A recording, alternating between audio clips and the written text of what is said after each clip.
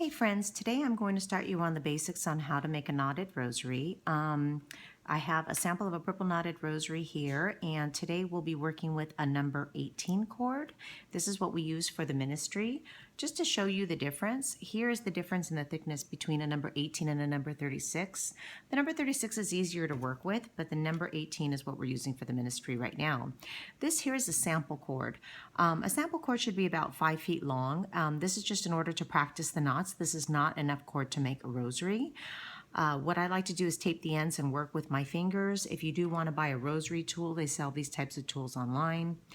But today we're going to be working with our fingers. So what you do is you take one end and you go ahead and put it over your index finger as so.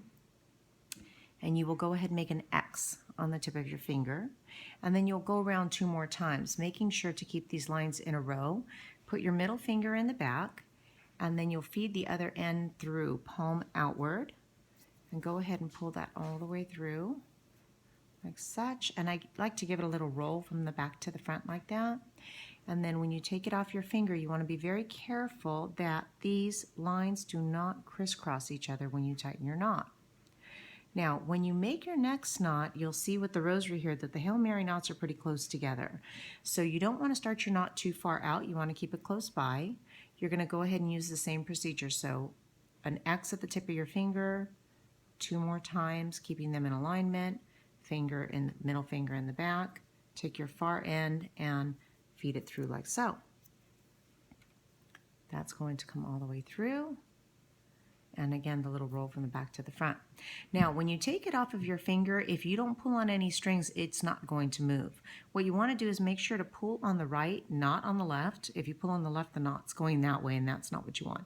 So you want to pull on the right to try to get this knot as close as you can to this knot. Even touching would be okay. So when you take it off, you're going to be pulling down from the bottom, using these 2 fingers here to push the knot this way. And you're going to use your left hand to just keep the cords in alignment. This cord in particular, you don't want it to get crossed over or crossed under. So you'll see that you gently and slowly pull as you're pushing the knot. Even if the knots are touching, it's okay, because when you give it the final tightening back and forth, you'll see that that's about all the space you need between the Hail Mary knots.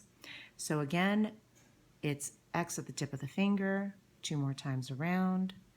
Take your far end, feed it through palm outward, pull it all the way through, back to the front, take it off the finger, and gently and slowly, you can even use these fingers as a guide if you need to, gently and slowly put your knot into position, like so. And making sure to try to get your spacing pretty even in between your knots. So that's it for the Hail Mary knot. Keep on practicing that until you feel comfortable that your knots are nice and organized and you're able to control the spacing. And then we'll move on to the Our Father knot.